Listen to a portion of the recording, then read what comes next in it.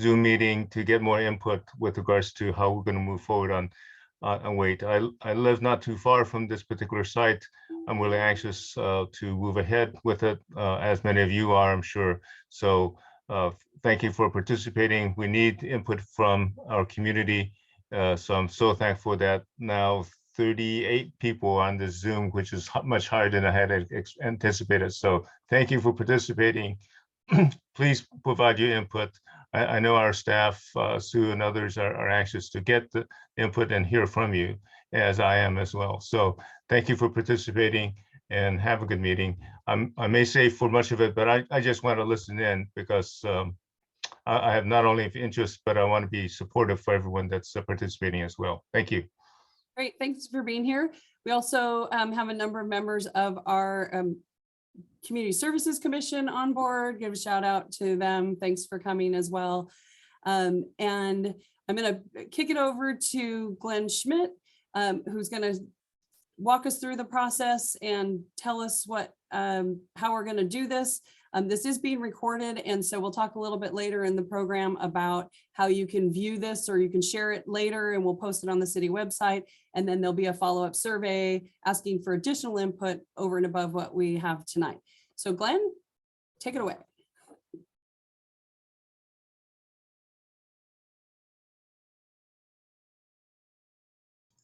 There we go. After 2 years, you'd think I'd remember to push my mute button off. But thank you all for coming. I'm Glenn Schmidt for the Schmidt Design Group. We're landscape architects. I'll tell you a little bit more about us in just a moment. But let me run down our agenda for tonight. Sue has made her introductions. We have Jim Newland from La Mesa Historic Society here that's going to give us a historic overview and perspective. I'll introduce our firm and our team, and we'll talk about the master plan development process for the park. And I'm sorry I'm looking off the side here because I've got several screens, so that's why I'm looking to the side. We'll explain our how you can participate in our discussion through Zoom. We'll show you give you a quick tour of the site and some of the opportunities and constraints that we see on the site.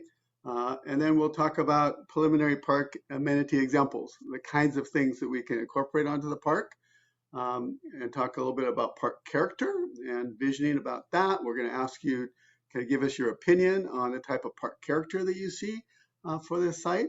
And then we're going to, Julian from our office is going to walk you through an online survey, which we'll give you a link to that you all can go and take part in. And that's really where we're going to get a lot of feedback. We're hoping that you all will take that survey and give us your opinion. We're going to have that open all the way until April 11th. So that will come online. You'll be available. Actually, I think it's available tonight, isn't it, Sue? And then we'll talk about next steps. And then we're going to leave quite a bit of time for just an open discussion. So that's our agenda for today. I'm hoping that you'll let us run through our presentation. I know you're going to have lots of questions, but I'm hoping we can settle on answering all your questions during our discussion at the end, if that's okay. So with that, we do have Jim Newland with us. And Jim, you're going to share your screen. So let me unshare mine. If you can go ahead and share your screen, that'd be great. All right, let's get going here. I got to figure this out myself sometimes. Let's see. Hey, is it there? Can you see that all? All right, fantastic. Hey, thanks. And let me start off by thanking Director Richardson for inviting me to come along. Some of you may know me before. I am actually a state park planner and historian with the State Parks Department, which I believe you guys got a state park grant, congratulations, to help fund some of this. And so I have some background in park planning as well. I'm also the president of the Mesa Historical Society and also happen to be the chair of the Planning Commission. So I'm always intrigued by planning and as well and for parks. So it's all connected to me as well as history, which As some of you know, I've written a couple books on La Mesa history. And so I've been asked to give you just a real quick, and this is gonna be pretty brief, but a little bit of information and background on who is this Jerry W. Waite, and why did they name a street after him? And a little bit about the Vista La Mesa community to which this property sits, and a little bit of its interesting history, in that it was an area that sort of had a little identity issues of, is it Lemon Grove, is it La Mesa? And we'll talk about it, since it's one of the younger parts of the city of La Mesa. It's only been in the city for 45 years, the younger part, right? Give you a little of that background to get going here for you. So obviously we're talking sort of about the southwest corner of the city. It's on the edge, surrounded by the cities now of San Diego and Lemon Grove as well. And so partially just give that. And the star is roughly the area which we're looking at, the park project on the old county road station, which was known historically as the Lemon Grove Road Station. So once again, to sort of set the area we're talking about, the road station site, which the park will be developed on, and the general community of Vista La Mesa. So where is it? There it is, surrounded by its western neighbor in San Diego, Rolando Park, as well as some of the other western neighborhoods of La Mesa, such as Academy Heights and Stanford Mesa, Dale, and Eastridge, for example. All right, let's get to the next one. All right, so give you an idea, there's a couple of key things. If we go back to the 1880s, actually, it skipped a slide. There we go. You go back to the 1880s, most of the land that's part of the city of La Mesa was owned by two different owners. The Harbison property, which is mostly what is now North La Mesa, and part of the college area, which was later sold to the Flume Company to become the La Mesa Colony, and actually where the original town site was supposed to be, which today we know is the corner of 70th and El Cajon Boulevard. That's where the city of La Mesa was supposed to be. Where the downtown is today was known as Allison Springs, because that land, about another 4,000 acres, owned by Robert Allison's family. And that area is now roughly about where University Avenue is in downtown. It went all the way down through Lemon Grove and there. So we actually share in a pioneer in Robert Allison for both La Mesa and Lemon Grove, as he at one time owned most of that land. And so this was sort of bad. And then the great, another piece is that is sort of an interesting historical area right there currently to the north of us, where of this area where Massachusetts meets University Avenue. And University Avenue was the original county route that took you out of San Diego to get all the way through Allison Springs off to El Cajon in the east. There was a branch road that sort of follows roughly where Massachusetts is today. And there was Jepson's Road Station, where you actually could then change your horses and get all your feed and all that. So there was actually a historical little operation right there at this sort of key junction in the route of transportation back in the 19th century. And the little inset there shows you roughly where Jepson's was, and roughly the star is about where the property that we're talking about is today.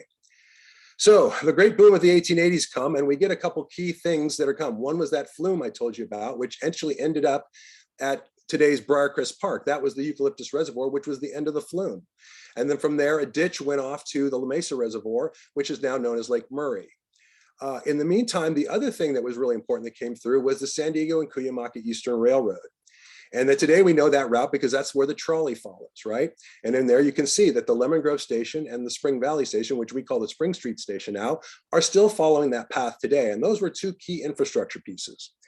So even though the great boom busted pretty quickly around 1890, there were still folks who were coming out here looking to develop, but not at that time to develop from a residential. They were really looking to do agriculture. And one of those guys was a fellow by the name of Jerry W. Waite. Come on, slide there. Oh boy, this is just hopping on. There we go. So who is Jerry Waite? He was a native of Massachusetts. He arrived out here in the early 1890s, bought some land in different parts of the county before buying some land from the Allisons, the land that we're talking about now. His house, he bought that in 1893 and built a house just to the west of today's Massachusetts Avenue. There's a picture of it from about 1989 in which it was demolished. And today, if you go there, there's a Jill Lane Apartments condo complex. That's where the house was. And that was the center of his ranch, which covered a lot of this area there. And this is where we get Waite Drive from. A few years after he moved and bought here, he met another person by the name of Georgiana Anna Berrien, married her. She already had 2 children from a previous marriage. They had another daughter, Josephine, and all of them lived there on the ranch. And if you look to the right side of the slide there, there's all kinds of interesting things about the Waite Ranch. It was extremely popular. And in fact, it was called out as sort of a showpiece of the community of Lemon Grove at the time. that this was a model nursery where he was testing and trying out new things such as pomelos. And this is the 1890s. He's trying pomelos, and also rarely for here in California, he tried grapefruit, and he was actually very successful. And in fact, that article there from notes that he had just sold 3,000 trees to a rancher up in the Central Valley to start a grapefruit orchard up there. This interest in grapefruit apparently hooked him, because about 1907, he actually moved to Florida, leaving the rest of the family back here to watch the ranch. And for about the next 18 years, went back and forth between Florida, where he was doing most of his agricultural work in Florida. But Anna still was around and was extremely involved in the community, both in Lemon Grove and with the growing community of La Mesa, which incorporated in 1912. It wasn't until 1925 when Waite returned. He and Anna then sort of started into a retirement, began to sell off the property and eventually the house. Anna died in 1945 and JW died in 1950 at age of 96. So it must have been a healthy lifestyle. So the next sort of piece of this area, moving from ranching, is the suburban growth. And with the advent of the automobile, and especially once University Avenue extension was done in 1926, which took University Avenue, which of course its origins go back to University Heights, ending at Euclid Avenue, it was paved all the way through to La Mesa. This opens up a lot of development, and the one suburban development that occurred in that late 20s period of that boom was Vista La Mesa, and this is where the name comes for the community. It was basically at the corner there of Massachusetts and University, and a couple of subdivisions, and you can see by the ads, it was selling the suburban bliss of the 20s. Unfortunately, they didn't sell too many houses at this point, and by 1931, wasn't a good year to be a developer with the Depression. It actually went into foreclosure, and only a few houses were built. But the name and the beginnings of the suburban development of the community began around that time. So if we look here at the city of La Mesa map from 1929, you can see there are those subdivisions, but you can also see that they're not within the city of La Mesa. This area was still unincorporated. It was not in any city at that point. It was just open county land. And so this was going to be something that would be sort of a struggle for the next few decades for those who would eventually move here. Come on, slide. Uh-oh, there we go. All right, so what happens, of course, in San Diego County during World War II is there's massive growth.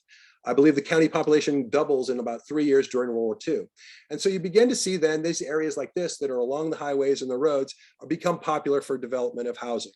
And here are a couple of little subdivisions that come in to add to that, including the Vista La Mesa villas and others in this post-war era that began to develop this community. Interesting enough, one of those is the one that goes just north of Waite and east of Massachusetts, which, as you can tell by the name, Lemon Grove Vista, was still sort of associating this area with the unincorporated community and businesses in Lemon Grove at the time. And there, for the first time on a decent map, we have the county road station, which dates back to the 1930s. And that station was around to provide the trucks and the equipment needed for the county road workers to go out in this section of the county and do work. Other interesting things that were going on, there was actually an airport strip north of 69th Street for a while, but once the housing started going in, they were forced to shut it down by the Federal Aviation Administration. As well as in this post-war boom area, other areas like Waite Park just to the west began to be developed as well. So this is about the time that some of the key community institutions, which many are still here with us today. It was as early as 1946 that they created their own civic league, sort of a community group, to take care of what's going on. They set aside the land that's now Vista La Mesa Park as early as 1947 for the local folks, and were able to convince the Lemon Grove School District to get the money to build the Vista La Mesa School in 1948, as well as the church that still sits there on Massachusetts Avenue, right? But all through this time, it's still sort of the question is begging, is this Lemon Grove or is this La Mesa? And the discussions with which way to go back and forth. So if we look at this 1949 map, you can see that the town in there, the center there where the arrow is, basically is all sort of associated with unincorporated Lemon Grove. The confusion continues if you look actually in the street directories for the years 1952 to 55, they list the streets in La Mesa. From 1956 to 1976, they're listed in Lemon Grove. So it's interesting as they're sort of going back and forth on their identity of where's this community and who's at place, right? So if we look at this late 50s map, you can see a fairly developed suburban community, but surrounded by the city of La Mesa to the left, the city of La Mesa to the right, and the unincorporated Lemon Grove. And the question of which direction to go for them seemed to be a constant battle. Interestingly enough, Lemon Grove was the one that took the most action and attempted at least 4 times before they actually were successful in trying to incorporate. But every time they would bring this forward, the folks in Vista La Mesa would vote it down, thus killing the incorporation effort, because you have to have all of your communities to agree to incorporation. And in the meantime, finally, at about 1975, the city of La Mesa reached out and created the situation so that they could annex. And by March 1st of 1977, the Vista La Mesa community was then fully annexed and became a part of the city of La Mesa. The city of Lemon Grove incorporating just a few months later. So if we look at this map from 1975, Vista La Mesa is not in the city. And then by 1979, there it is, part of the city of La Mesa as it is today. So just wanted to sort of give you sort of that interesting little background of this community that, yes, it's been in La Mesa for 45 years, but it has this interesting history of back and forth. And there was that road station of which I said, whenever you reference it, you will find it called the Lemon Grove Road Station, not the La Mesa Road Station, the Lemon Grove Road Station. So hopefully this provides you a little background on the community and the site and who Mr. Waite was. I hope you enjoy it. And really, I'm glad to see this opportunity for our southwestern residents as well as the rest of the city. And so please provide your input. It's going to be very valuable in setting the direction for where this goes with this park. And it's a great opportunity for us to get another park into our wonderful system here in the city of La Mesa. So thanks for your time. Great. Thanks so much, Jim. Appreciate it. That was very interesting. So let's see. Can you unshare? There we go. Perfect. Yeah.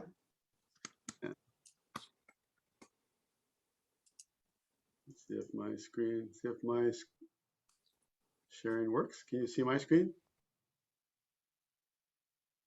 Yes? Okay, good. So just a little bit about the Schmitz Design Group. We are the landscape architects and that the city of La Mesa has selected to design this park for you. We're very honored to have that role. And with me is Julian Rosario. He's the project manager on our team. And then we have Steve Gross, who's here. And Steve is also a landscape designer and will be supporting all of us in the project. And Steve is a La Mesa resident, so he's pretty excited to be part of the project.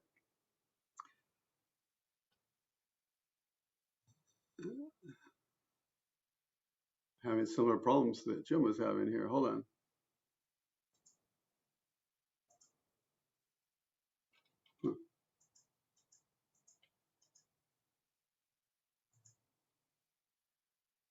Okay, there we go.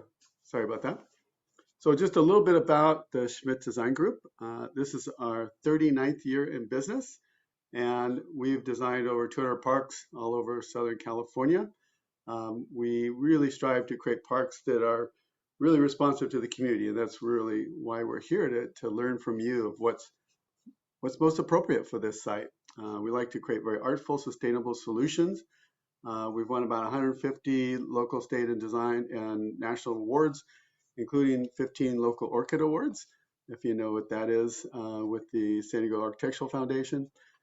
Some projects in La Mesa, we've worked on Briarcrest Park. We did the design for Briarcrest Park, also for the Junior Sal Sports Complex, along with Patrick Henry.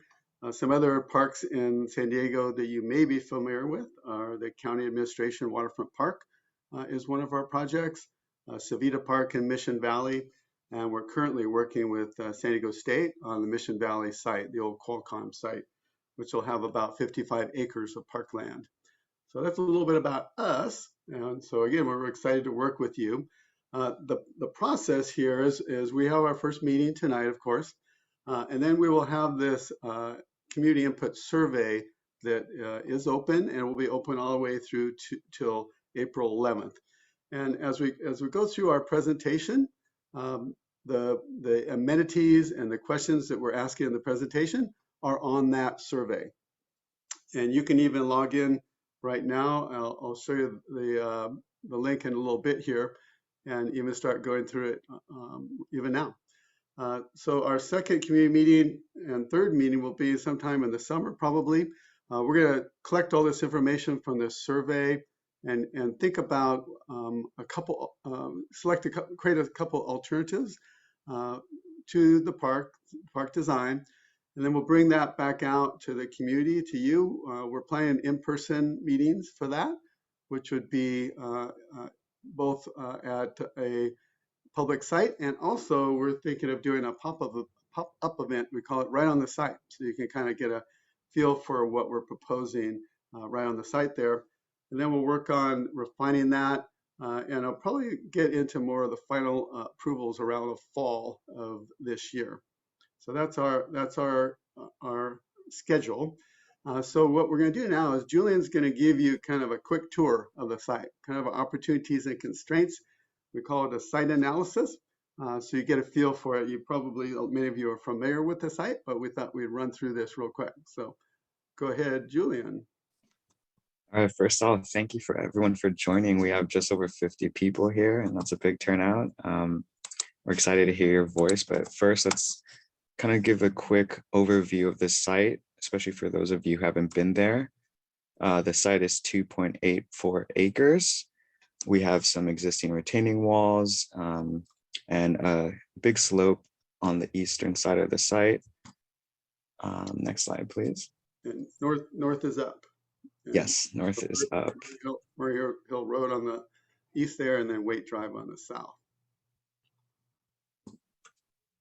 All right, so one of the main ideas with this site analysis exercise is just to give you an understanding of what the conditions are, the existing conditions. We have this slope on the east along Murray Hill Road.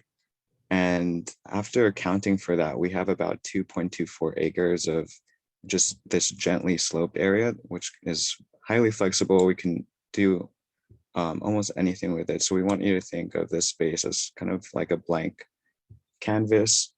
And just for frame of reference, those of you who know Briarcrest, it's a little bit smaller than that. Briarcrest is about 3 acres. Yeah.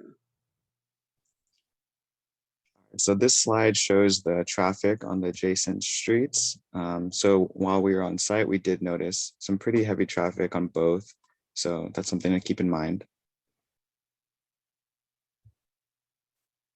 We have a few existing trees, some pine trees, some California peppers that we could look at saving. Along the western boundary, this image shows the conditions of that area. We see some of the fencing and walls there, and it abuts the existing homes. So we want to be mindful of our neighbors to the west there. So we'll talk about ideas of how we can do that. Here is some existing soil that is on the site. Again, with soil, there's opportunity for it to be moved around and placed. The city also is going to be taking a fair amount of soil off site. So it'll actually end up with the site being graded a bit flatter even than it is now for us to start. An interesting thing that's currently on the site, we have these large tree stumps and branches. So a lot of cool design ideas. We have some of those to use if we'd like. Don't have to, but it's kind of a neat, interesting opportunity. And just to the north, we have this protected open space. It's not going to be accessible to the park. However, it can create some nice view opportunities.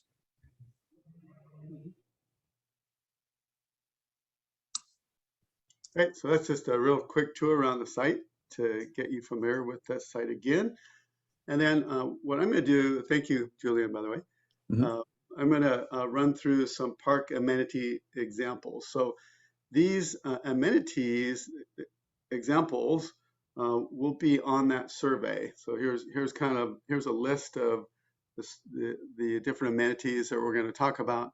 And these aren't necessarily complete. If there's something that you would like to see out there that we're not showing, that's what we're here to listen and learn. But I'm going to kind of walk you through examples of these different amenities. So usually on a park of this site, we'll have some sort of multi-purpose turf.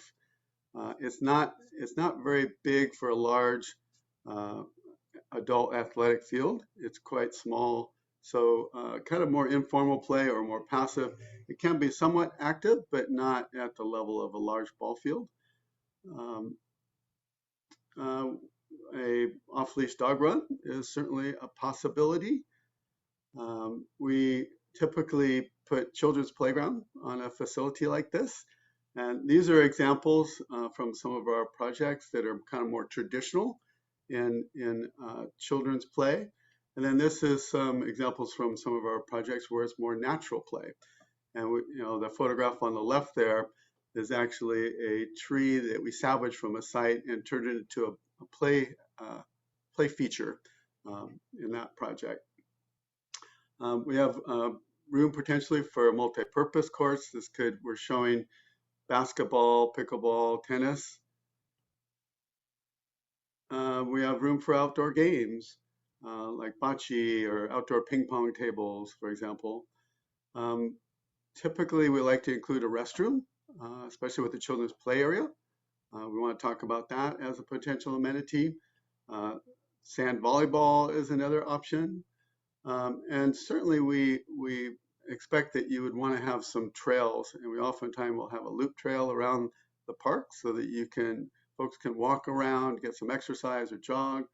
We can do that in more kind of rustic way or more traditionally concrete walkways.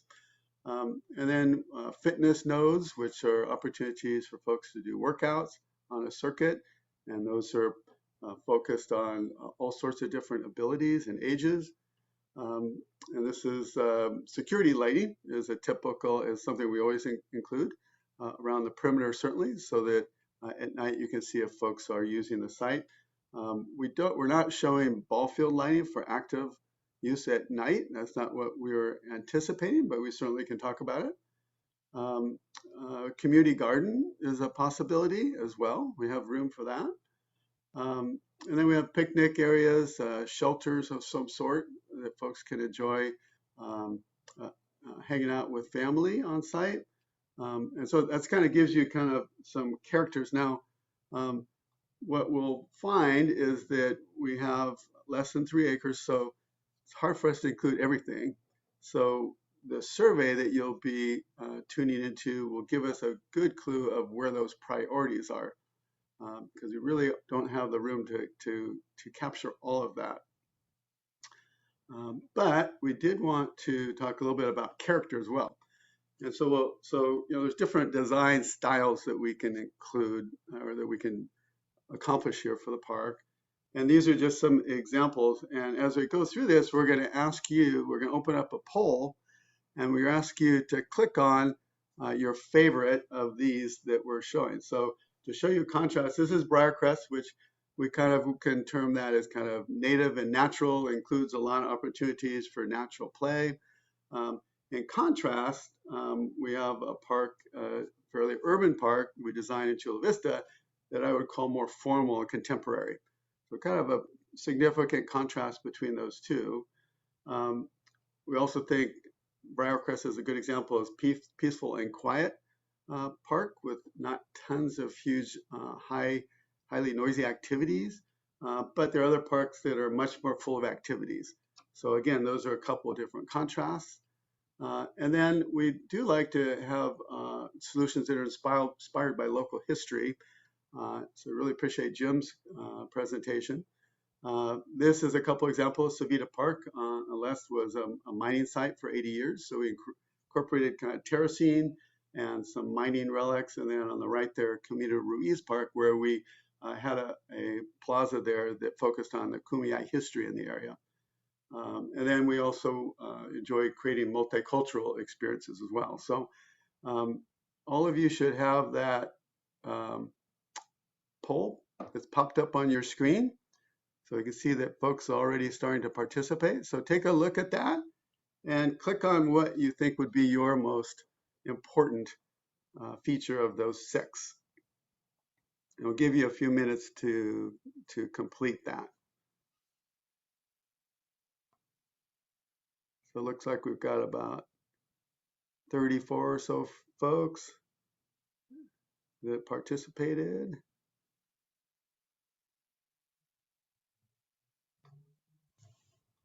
We're up to 43.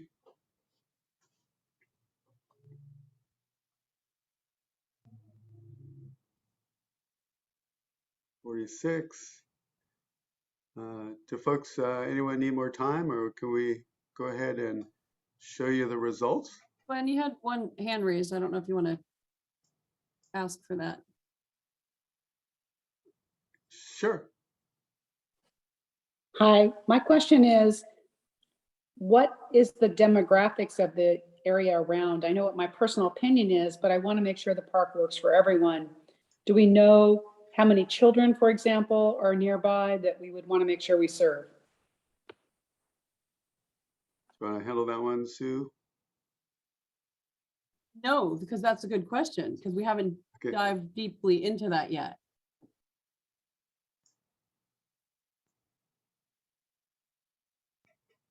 Do you have an opinion or feedback for us on that question? No, I was saying that we haven't pulled that up. I might be able to pull some up during the meeting and give you that in a few minutes.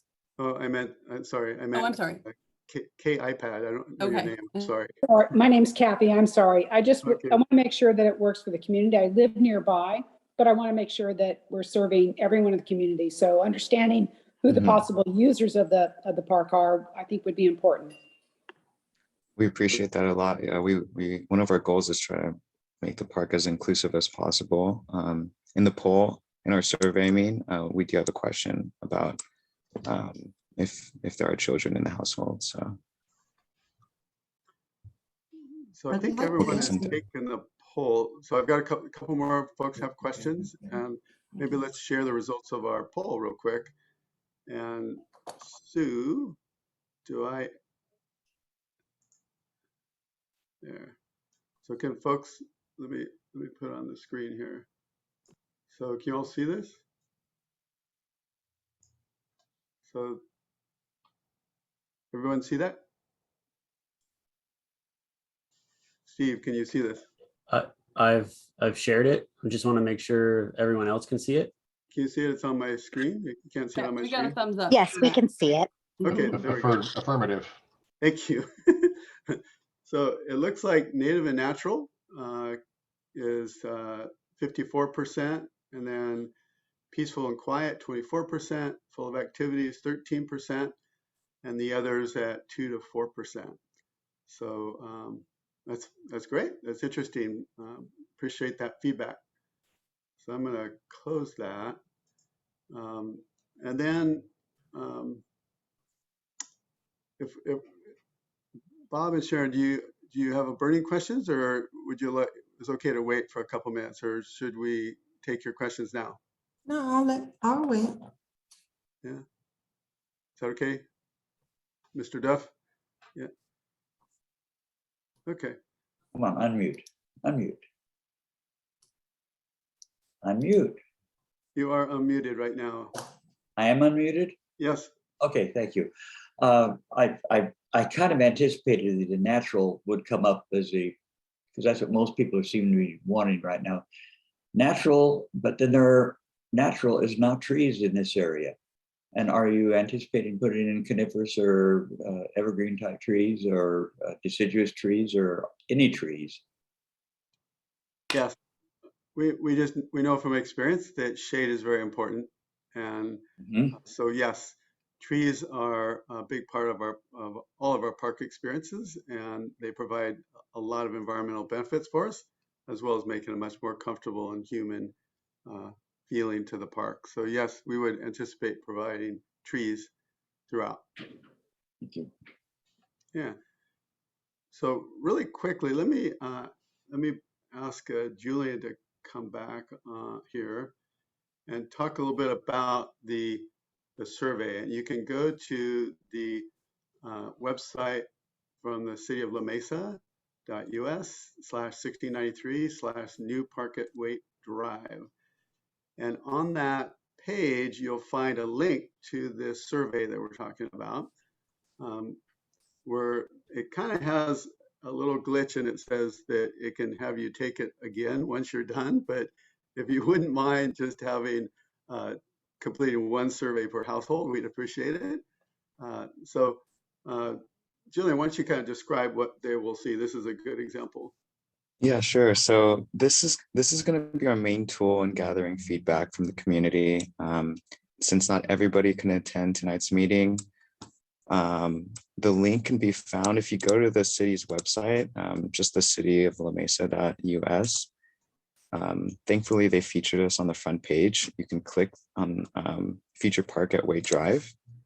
And this is the easiest way to access the survey. From there, at the top of the page, there's a link, and it'll take you to this Microsoft Forms webpage, which you will have a variety of questions to be asked. And most of them are multiple choice. The one on the right here is asking about the activities and features, and it's ranked from high priority on the left to no opinion on the right.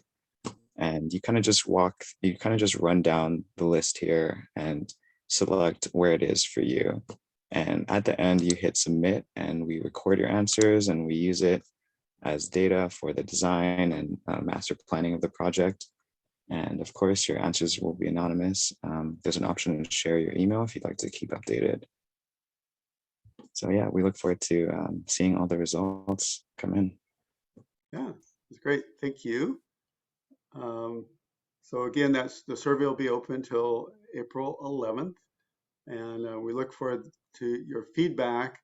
At this point, we've left a lot of time for open discussion, and many of you have already figured this out, but you can hit that raise hand in usually it's on your footer, and then we'll go through and collect we're here to listen.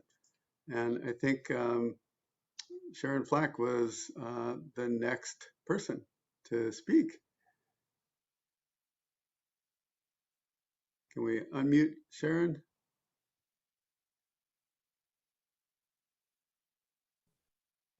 Hi, There we go. we live right behind the area on Harris Street, and our neighborhood is very close-knit. We have, to answer the previous question about the demographic of the neighborhood, a lot of people walk, a lot of older adults, and a lot of new young families with little ones. So a place where they could ride their little bikes or scooters around without having to deal with all the traffic zipping through from Home Depot would be awesome. Mm-hmm. Great, thank you. I think Daniel was next. And if I'm taking you out of order, I apologize. Go ahead, Daniel.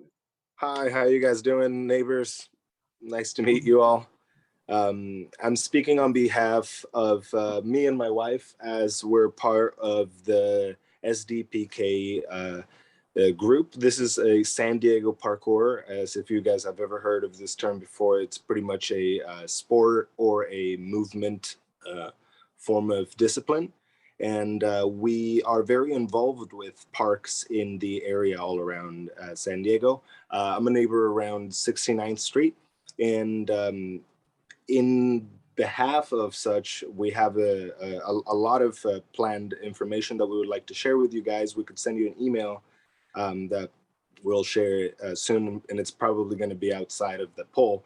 Again, we would like to suggest certain forms to the park that are for activities, and pretty much the climbing walls that we saw, the nature elements, those are the kind of things that we want to advocate for, or kind of we want to talk about, or give any type of input or help in that direction.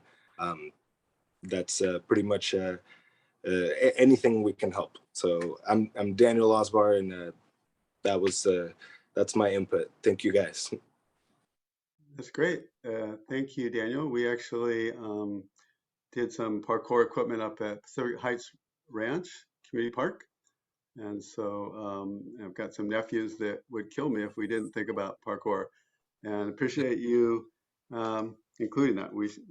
That's Most one that's not on the definitely. survey, but we'll make sure that as a consideration. Thanks.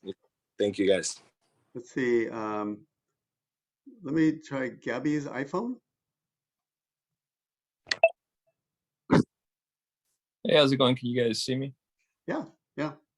Hey, thank you for hearing us out. This is my family. We live on the corner of Waite, directly across the street from the park, and have been here since 2019. My primary concern, just as this process gets initiated, is has there been any consideration put into the homeless issue?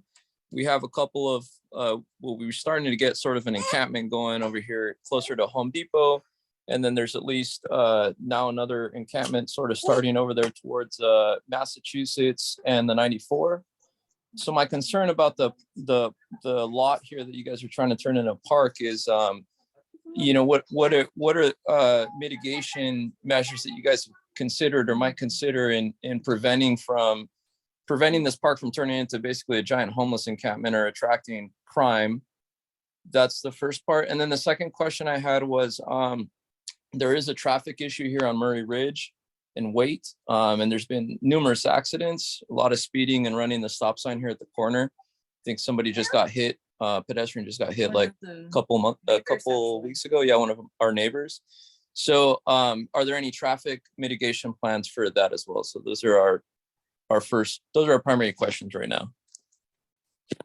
Thank you. Thank you very much. We don't have an answer on the traffic quite yet until we get a little deeper into the design. Certainly, we noticed that the traffic is significant.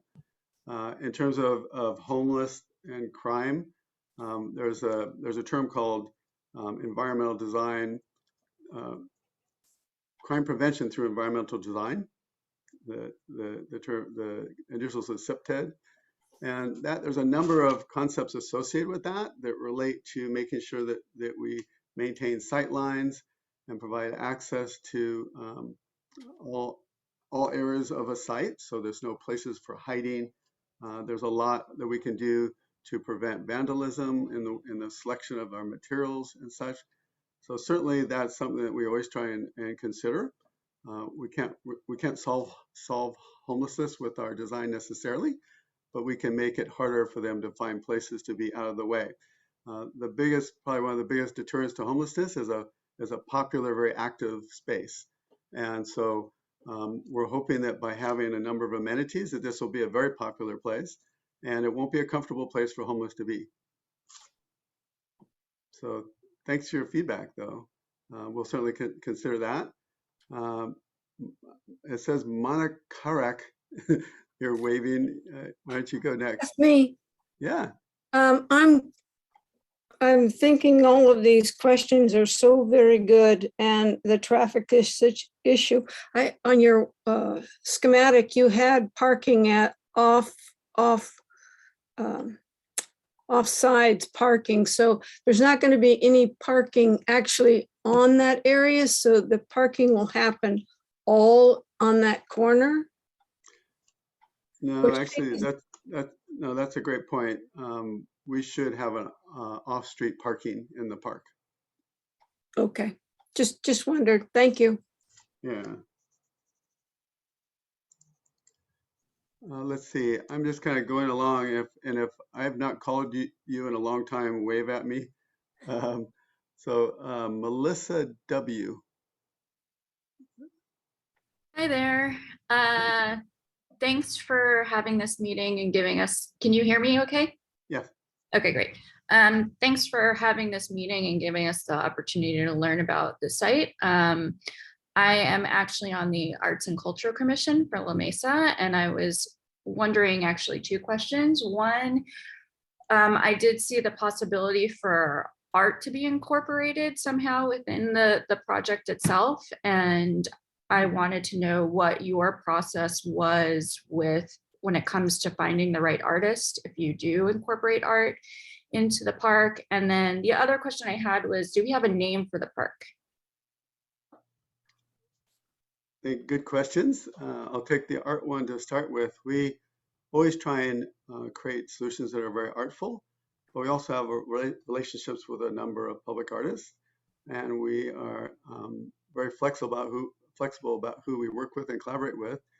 As you probably know, we work with James Hubble and Drew Hubble on Briarcrest Park, and the selection of the artists, we would probably lean on the city and your commission for selection if art is something that's desired in the park, and if the budget is there for art, we are more than happy to accommodate art in the park and would love to have that be a feature.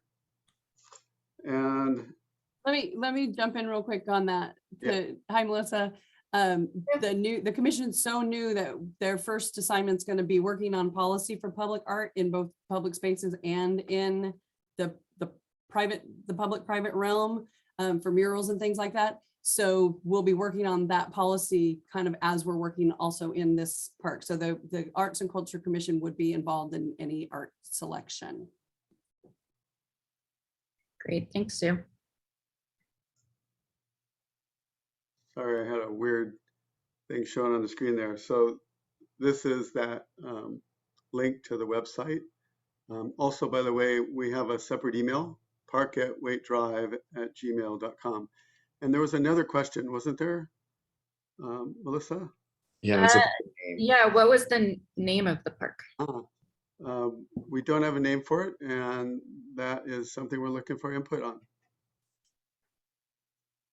You'll see a question like on that in the survey where you can use your imagination, and we'll see where people get their inspiration from.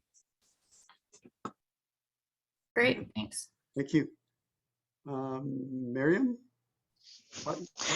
Yes, Plotkin. Yes, thank you very much.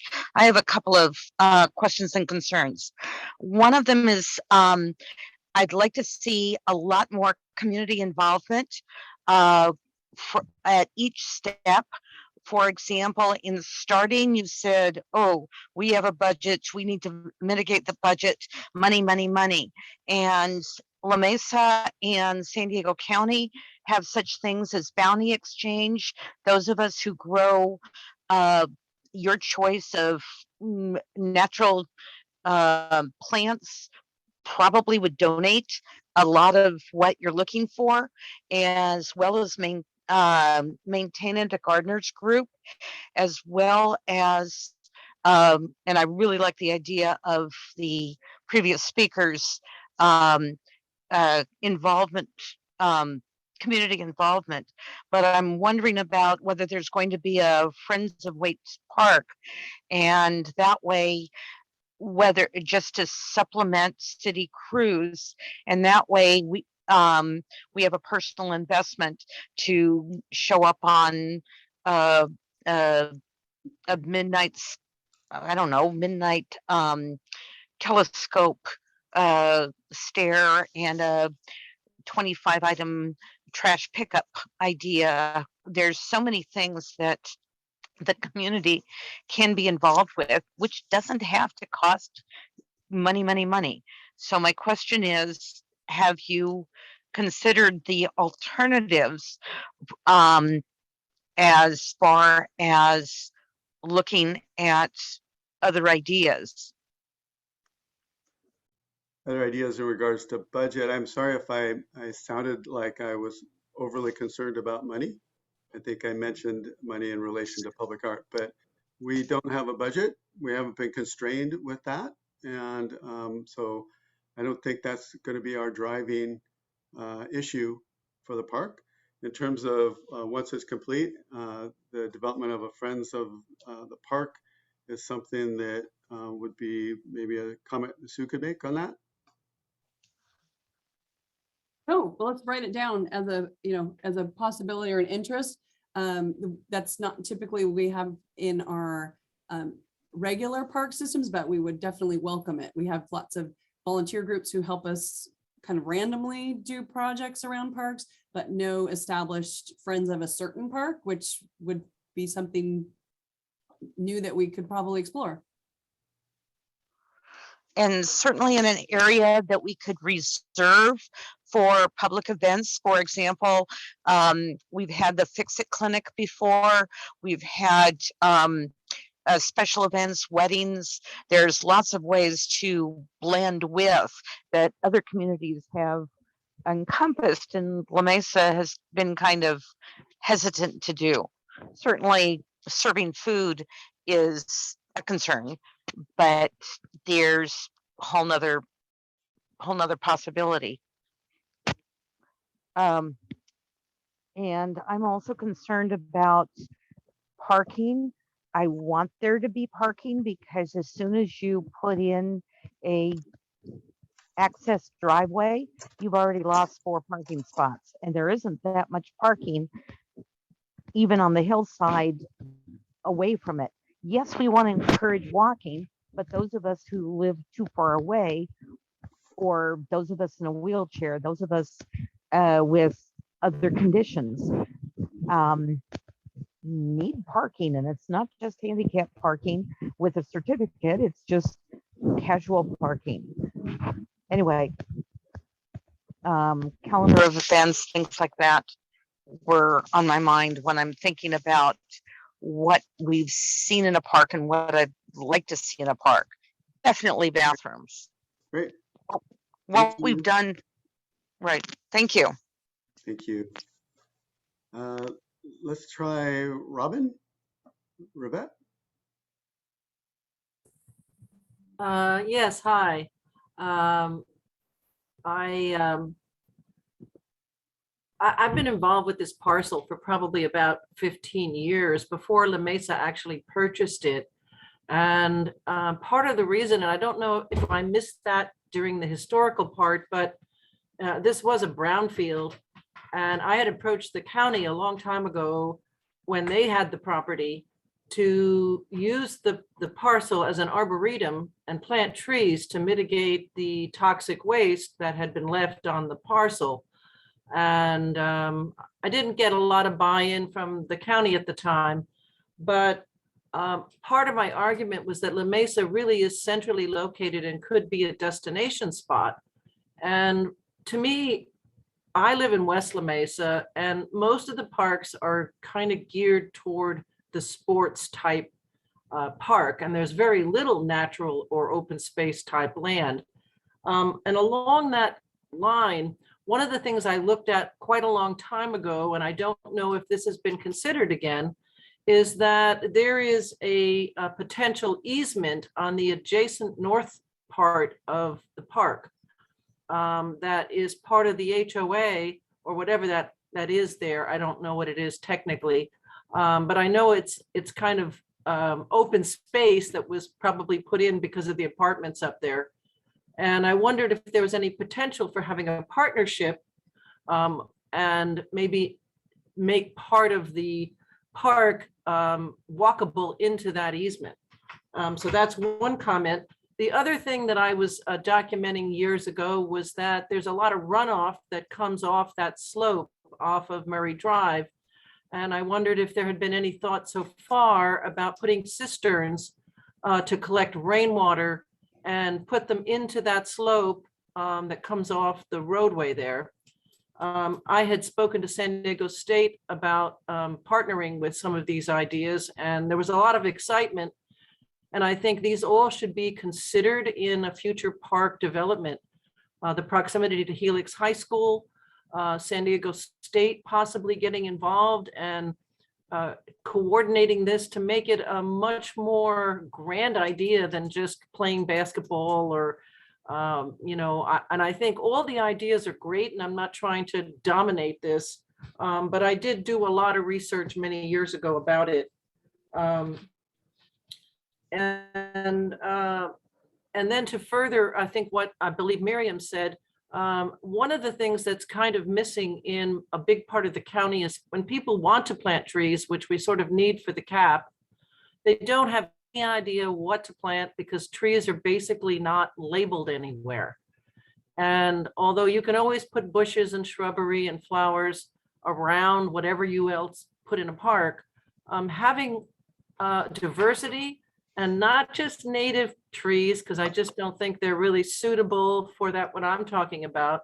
And we don't know how they're going to do in the future anyway, in terms of climate change. And I'm an arborist. And I would love to see possibly fruit trees demonstrated. And this was, again, something that wasn't kind of put onto the survey. So I'm bringing it out here in this public discussion. Just so people know, La Mesa is probably the best place in the county to grow fruit trees. And the California rare fruit growers are very active in the county. I mean, in the city, and this, in fact, in this East County Zone 23. So those are just a few things that that I had looked into a long time ago, and I think should be incorporated in this particular park because of its proximity. And just for the record, I had gone to the city manager of the Mesa years ago about this, tried to get $1 million grant just to launch it. So there were a lot of reasons why it wasn't pursued at the time, but I sure would like to bring them forward again. Great, thank you. So strong vote for a more sustainable approach to the park. So Yeah. thank you. Yeah, thanks so much. Let's go to, looks like Janet's waving. You've been waiting. There are a lot of folks waiting, but jump on in. Okay, I just wanted to follow up on Robin's comment about using too much or using the park space for like soccer fields and that sort of thing. And mainly because of its proximity to the 94 freeway. It's not the best air quality right there. And we're going to have a lot of kids with asthma problems if we do some heavy duty running or basketball playing. So I think, things more, like walking, playground, community garden, picnic areas would work and be healthier for the community. And then the other thing was in regards to the traffic, my dad lives right there at the townhomes where Eastridge runs into Waite, and trying to get out of there when Helix students or parents are doing their drop-off coming and going at the beginning of the school day and at the end is a nightmare. And my dream was always to have that space as an opportunity for drop-off where people can drive in, get off the freeway, get on the freeway rather quickly, but let their kids get some exercise walking to Helix. And that could be something we could kind of push at the high school level to encourage, an extra mile of walking every day. But it would certainly cut down on that traffic to and from a long Waite drive to and from the high school. That's it. Thank you. Wendy is waving. Go ahead, Wendy. Thank you very much. I just want to second what I heard from both Robin and Janet. And actually you, Glenn, said the magic word for me, and that's sustainable. Whatever we do, we know we're going to experience greater and greater droughts and heat events. So we don't want to plant something that's going to take a lot of water or a lot of care that way. I also think that if we're going to have any kind of lighting, it should be solar generated, absolutely. For me, it's all about the sustainability. And I agree with Janet's comment on Highway 94. I mean, it's not only, it's the CO2, absolutely. The air is terrible, but the noise, the noise that comes off of that freeway is incredible. So having trees to help buffer that noise, I think would be a benefit to the whole community. Thank you. Great, thanks so much. In 1983, when I established my company, I was very interested in promoting water conservation and sustainability. It wasn't really a word back then. And we've been promoting it ever since. Took about 25 years for it to become fashionable, but we're here now. And so there's a lot of good opportunities out there for sustainable developments. I sit on the county's biodiversity working group. When you see the results of our design at SGSU Mission Valley, you'll see all the park with solar lights and significant San Diego County natives throughout. The solar light technology has really gotten a lot better. There was a long time where it was struggling, but we're getting to a point where they're developing some nice fixtures that are pretty darn efficient. So those are great suggestions. I appreciate it. So let's go to Patrick Dean. Mr. Dean. Hello. I live close by, so I drive by that park a lot, and I noticed there's a lot of high schoolers, probably from Lemon Grove and Spring Valley, that make the hike up and down that hill. So I think it would be nice to look at when you're making the perimeter, if you're doing a trail around the perimeter, if there's somehow to make it make it a nicer walk for those kids, especially in the heat of the summer. And even like not, at the beginning and end of the summer when they're in school, that would be something that would be appreciated, I think. Thank you. Great. Thank you. Let's go to Scott, Mr. Smith, Scott Smith. Hello and good evening. Hey. Hey. Most of my, and I'm getting a big feedback, so I'm going to take my headsets off and just talk. The items that I wanted to bring up, almost all of them have been covered. So I'm just going to, I think the term is foot stomp on the homeless concern, the traffic concern, parking concern. I definitely agree with using solar for all the power required at the site, and I would definitely like y'all to look at the continuing operational expense of providing water, and perhaps that would be a driving factor for native landscaping, that once it is established, it doesn't need any further water than what falls out of the sky. And that may take some additional thought given the current trajectory of climate change in the area. Thank you. Great. Thank you very much. How about Marie Knox? Thank you for waiting. Hello, thank you for having this. I've really enjoyed hearing the history, and I'm very happy to give my input. I live just down the road. We live just down the road from where this is, and we're very excited that there's going to be a park there. But our concern as a resident that lives here is the traffic is so bad that we don't even feel safe walking in our neighborhood. So my suggestion would be, and I would like to be able to walk to this new park. I live at the intersection of Yale and Orion. There is constant speeding, throughway traffic. And then on Murray Hill Road, there's racing. People don't stop at the stop signs at Yale and Orion.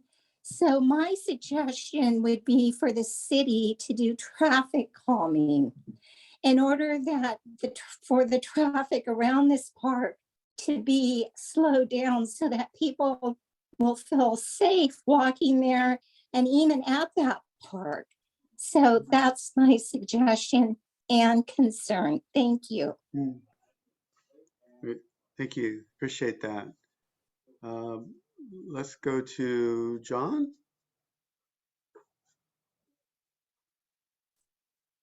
Yes, my name's John Lancaster. I've been in the area for several years. I own a home on Harris Street. Yeah, the things, I've heard a lot of good stuff. Robin talking about incorporating the property to the north. I always thought it was one property. I sat in on a meeting when the project to the north was developed, and they had told the neighbors then that that whole area was going to be considered green space, and that it was always going to be open and undeveloped. I'm kind of wondering why they wouldn't include the whole area as the park. And in the survey, I was kind of torn between peaceful and quiet and natural. I chose peaceful and quiet.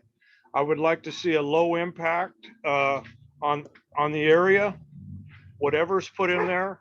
A park that you may be familiar with, it's not on your list of parks you've had anything to do with, but it's Estrella Park in Casa de Oro was just developed. And the neighbors around there were concerned that the homeless was going to become a problem. It has not. And one of the reasons it isn't is there's no place to park. And I think that, there's places to park along the street, but there's no parking lot. There's also no restrooms, which I believe restrooms attract homeless. So whatever gets put into this space, I would hope that the city of La Mesa plans on some enforcement, because there's definitely an area around where the park is proposed, where there's a lot of homeless people living. And it will, you know, it will attract those people. And, you know, I would hope it would become a neighborhood park and not a park that attracts people from all parts of, you know, like I say, low impact is what I would hope the park becomes. And natural is a good idea. And the idea of the pathway to Helix High School, that's another great idea. I went to Helix High School several years ago, and that was the pathway. If you lived in Lemon Grove and went to Helix High School, you'd walk right up that hill to get to Helix High School. And you know, I could see the property adjacent to the proposed area being incorporated in it, and then using, you know, you see those boulders to the north in that area to the north. There's a lot of natural features that would really become a nice feature in the park if they could get it to be incorporated, and understanding that San Diego State and other people want to become involved. I would hope that you would use those resources to try to make the park as much as it can be. Great, great. All great comments. Thanks so much. We have talked a bit about the property to the north, and it's not owned by the city right now, but it is something we've talked about, and we'll certainly continue to look into that as an opportunity. Let's see, Brett, Pape, Mr. Pape.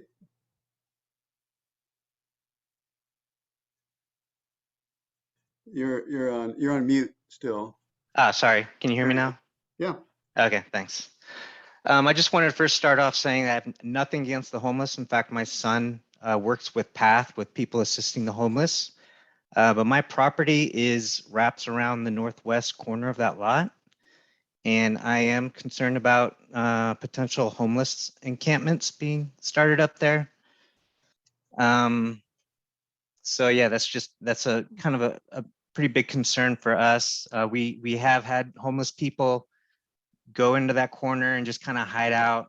And I just asked them kindly, please leave. And they listen, they leave, but no one's actually ever like pitched a tent back there. But I am afraid, like the last gentleman said, you put in a bathroom, that's going to probably attract them. So I'm wondering if like amenities like that, I know you started off saying that you're going to take the consideration of the homes along the border there, or you're going to consider the homes there and try to make it, not such a bad thing for us. So I mean, if there were a bathroom, I guess I understand there would probably need to be a bathroom, but I would like for that to be away from the homes, I guess, in a corner off, maybe on Murray Hill and Waite. Also, the retaining wall along the west side. So is there any plans to improve that? I know there's a chain link fence that divides the actual lot. So I don't know I know there's been some cases where because as those of you that live on Harris, that's being used for like a staging area for construction work. And I think we had a neighbor that a construction vehicle actually knocked down that wall, and they had to rebuild it themselves. That was kind of strange. But are there any plans to improve that? And also on the north fence, so my property, as I said, wraps around the northwest corner. So I'm part of my backyard is in that north open space area. So there's a chain link fence that's dividing the lot and my home. So there's no retaining wall. There's no like cinder block wall or anything. So if that gets replaced, then basically my property is exposed. So I don't know if there are any plans. Do you guys, I guess that'd be part of more of the design phase of it. So I guess that's a concern of mine. Once you talked about not or the gentleman that was talking about the survey of it, who did the survey of it, said that they're going to block off entry into that, still block off entry into that open space.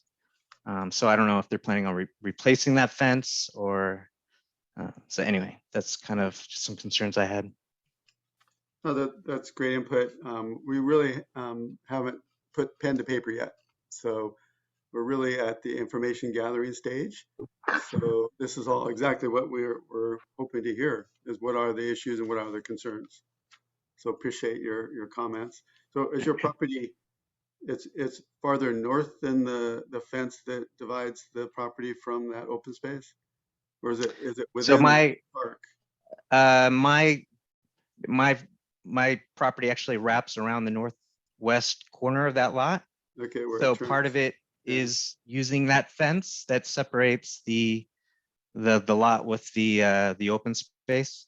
Got it. So if they take that fence down and let people walk into that open space, my backyard's pretty much exposed. So I Oh, guess I'd have to definitely. put up a wall or something. Yeah, I mean, as Julian mentioned, we want to be sensitive to you and especially the neighbors along that west side and where you are at. And we want to minimize impact to you. And certainly we hear you. Thank you. Yeah. Thanks. Yeah, thank you. Let's go to Lauren Cooper. Ms. Cooper. Hi, good evening. Let me undo that. There we go. Hi. Yeah. I am a longtime La Mesa resident, over 40 years with my husband, and I'm currently a planning commissioner. And I am thrilled at the turnout tonight. I agree with everybody that we need to get more public comment, but I think the comments that you're receiving tonight are terrific, and I want to thank everybody for that. That's really impressive. Your credentials are impressive. I love that you're having this discussion. I love some of the comments that I've heard and some of the ideas. I just wanted to throw my own comments in here. My main reason for wanting to comment was I really wonder if there's a way to provide access to the neighborhood to the west. I don't know if it's the easement like Robin suggested, and I think John agreed with, or what, but I just think to have to drive to the park from that neighborhood that it appears to have an awful lot of houses, is not a very sustainable idea to have to drive. So if we could have some way of accessing it, whether it's the easement or not, that would be great. And with regard to the bathroom, I just can't see having a park without a bathroom. I think that there's ways to solve that, perhaps with limited hours. I know a number of the parks have limited hours on their bathroom. Someone comes around and locks them at a certain time. And I guess that's it. I love the comments. Oh, I had one other one. I love the idea of James Hubble and some kind of iconic sculpture that I know he would produce. I don't mean to target James and make it so that would be the only choice, but something iconic that really makes the park stand out would be terrific. So thanks so much for everything tonight. Great. Thank you for your comments. There's someone that is on iPhone that there's no name. You can go ahead. Okay, can you hear me? Yes, we can. Oh, okay, good. Okay, my name is Lydia and I own a property right across that corner on Waite Drive. And I as well think, the ideas are great. My idea was we need to try to incorporate the fact that the kids are walking in the area going back and forth from school, and there are lots of people walking. It's one of the busiest places that I've seen where there's a lot of walking going down towards Home Depot area. I mean, if you could incorporate that whole area, if they could do something about the passage, people going down the hill and all that, that would be great. And the other thing I wanted to say is, even though I really enjoyed all the comments, I'll have to disagree with the comment about Estrella Park. I think that is a park that you should look at as an example of something that doesn't really work. I think that the people in the area were really excited in the first couple of weeks or maybe months, but then the park doesn't have a lot of trees or shade of any kind. And so all through the summer, you never saw anybody go. And I think that's pretty much abandoned now. I don't see a lot of people using it. So even though they're using design ideas on the natural ideas that we all like, I think that it doesn't really work so well. Thank you. Great, thank you so much. Yeah, there's sometimes a delicate balance between natural, but having enough activation in the park to make sure that there's people in the park, that it's busy. So let's see, Polly K, you've been waiting patiently. Thank you. Hello. Can you hear me? Yep. Okay. I wanted to bring up something that probably is not on anyone's radar, but roller skates. Nice.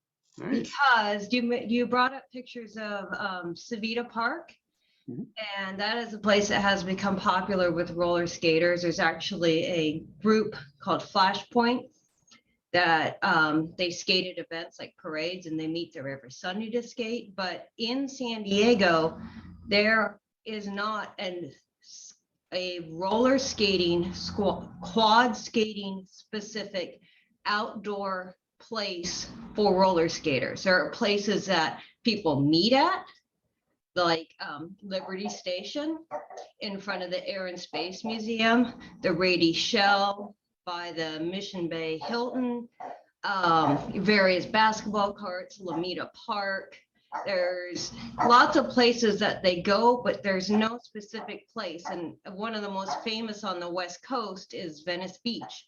They have their own skate plaza. And it is actually the skate plaza at Venice Beach is actually smaller than what's available at Liberty Station. But Liberty Station wasn't created for skaters. It was kind of taken over. And then in the fall, they bring the ice rink out.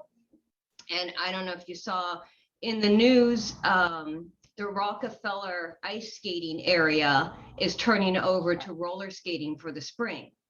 So it's become a huge movement, especially with the pandemic. People wanted something to do. A lot of people bought roller skates or came back to skating. There's several groups, local groups on Facebook. Balboa Family Rollers has over 900 Facebook members. So it's out there. And I think if there were a nice area, say 4,000 to 6,000 square feet of just smooth, beautiful concrete, people will come, and they will come every night of the week. They will come during, and as far as people who don't want to skate in a skate park, they just want to be as the old indoor roller rinks with the hardwood floors, that kind of skating, just relaxed skating, nothing aggressive, just, have their headphones on and groove out. There is no place like that really in San Diego. And so many people drive miles to go to Liberty Station, to go down to the boardwalk. So it would be something kind of more in the center. And considering, Lemon Grove, I know it's Lemon Grove, but it's right across there.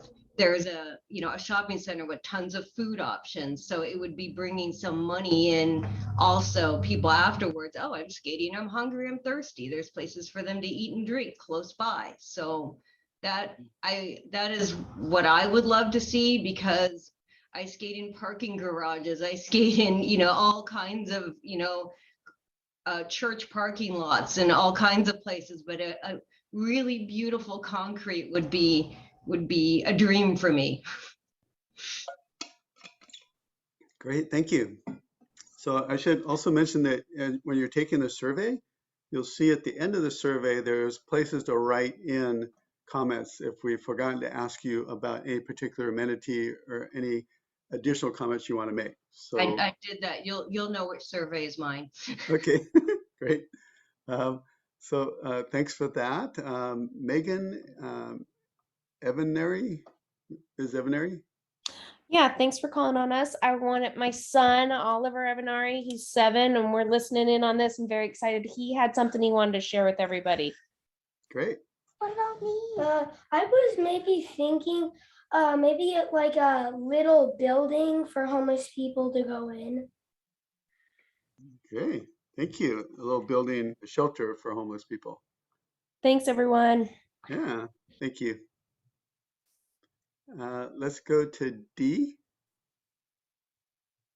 Hi, I like the idea of if we can get the people that own that easement back there to cooperate, it would be nice to be able to at least add a whole like walking track that would go around from the park end through the easement, since that's what it's supposed to be for anyway. It's supposed to be open area for the people that I think have the condos up there.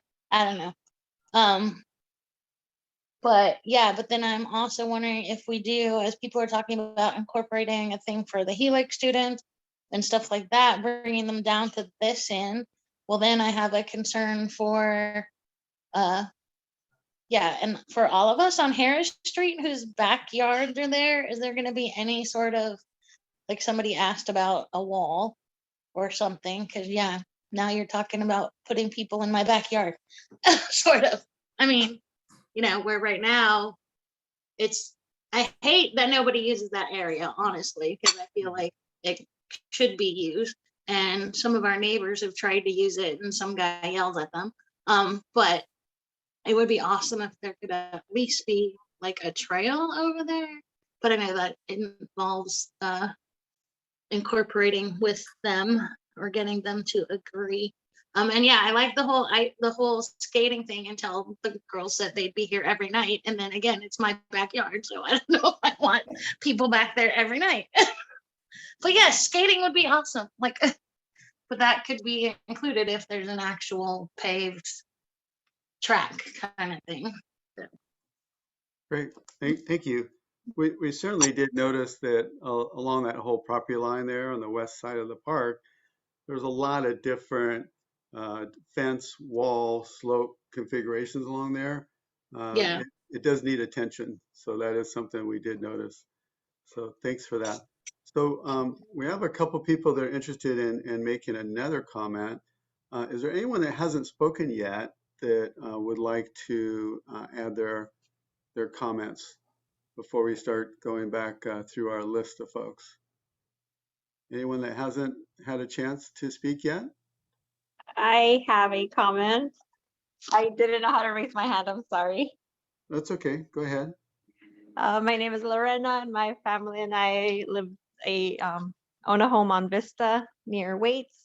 And I wanted to comment. You're right, with Waite's being a 30-mile-per-hour zone. We do get cars coming really fast to the entrance right on top of Waite's, where it turns into Lemon Grove, the borderline there, the 94 entrance. And I think that speed bumps would really help traffic slow down a bit with the high school students coming down. And we would really like a track, I think, to walk or run and not worry about the cars or dogs barking or XY. That was all. Thank you for having this meeting and listening to our input. Certainly. Thank you. Let's see. Mr. Beeler, you don't have your hand up. Oh, no, you're talking on your phone. Okay. Let's go back to Sharon Flack. You folks, the Flacks. There you go. Yes, hi, my name is Stephen Flack. Thank you for having the meeting. My concern on the park is the proposed park right now is the fenced area as it sits right now. Is that correct?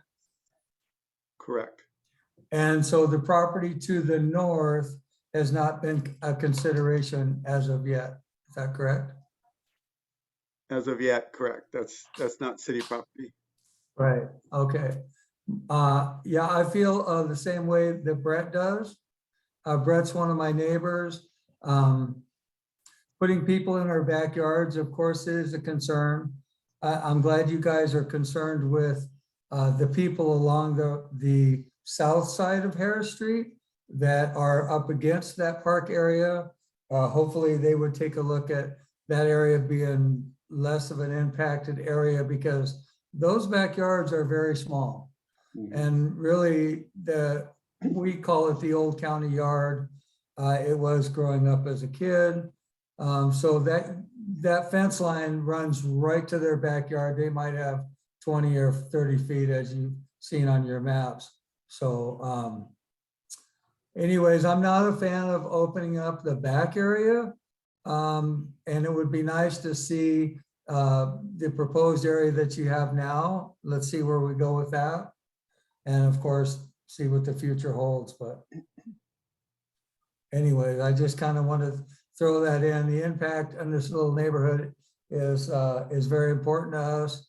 And so we know we're in good hands with you folks. And thank you for inviting all of us into the meeting. Thank you. Sure. Thanks for your feedback. Polly wanted to speak again.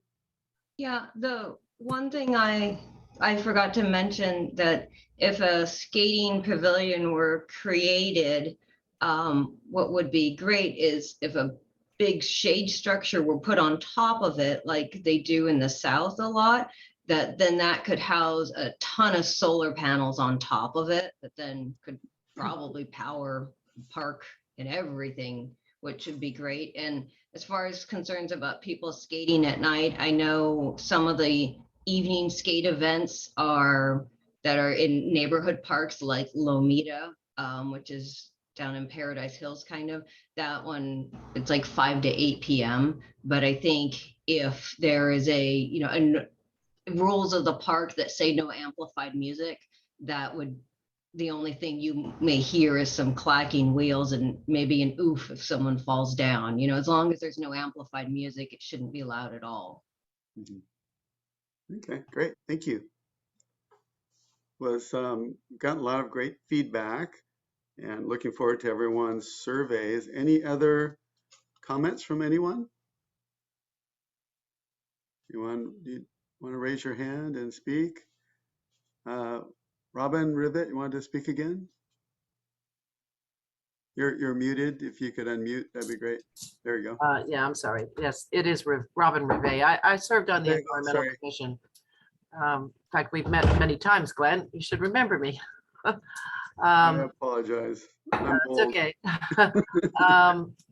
One thing that I wanted to mention, you didn't have anything about a water feature, and I'm not thinking so much as of a fountain, but if there was a concern about having any kind of a natural water, whether it was just a kind of a semi-perennial stream bed or even a pond, I'd like to bring to your attention Tom Jesh.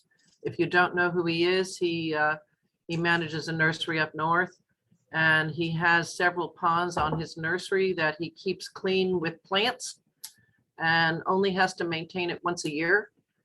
So, if I know there's a lot of pushback on things like that because they're high maintenance, but they don't have to be.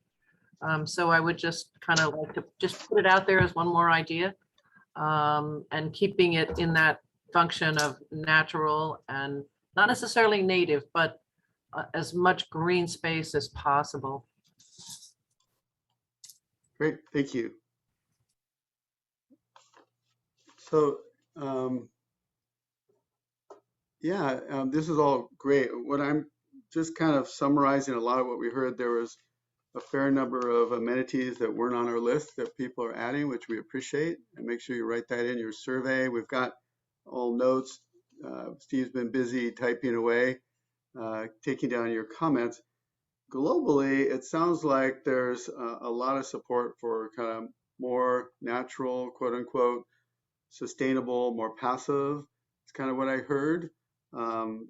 definitely parking, traffic, and homeless were really important issues to a lot of folks. And otherwise, just a lot of great ideas. And this gives us a lot to go on, and we'll be studying the site more, be spending more time on the site. And we look forward to seeing you in a few months. We're saying summer. We'll make sure that we notify you. There is a spot on the survey, I'm pretty sure, Julian, that they can leave their email, right? Yep, that's right. Yeah. We're getting So- some coming in already. So Oh, thanks nice. for that, everybody. Yeah. So And then again, I know a lot of you that live in the proximity of the site got a postcard, and you'll get one again when there's another meeting coming up. But keep an eye out on the city social media pages on the city website. We'll replace the flyer with that has this information tomorrow with the survey link thing. So we'll update that to say take the survey. This will get the recording of this meeting tonight, and we'll post that also on the website. And then we'll be sharing that for people who couldn't come today to hopefully you have asked some of the same questions that other people might have. And so that'll help them be informed when they go to take the survey. So we really appreciate your input, and tell you this Zoom actually has better participation than when we have in-person meetings and on a weekday night. So we're glad that you could all join us from the comfort of your own home. And then we can, like I said, record it and then share it with even more people. So we really appreciate your time tonight to join us for this event. great. I think we're adjourned then. Thanks So for coming, again, everybody. have a good rest of the evening, folks. Thanks so much. Thank you. Bye-bye. Thank you. Thanks. Thank you very much. Thank you. Sure.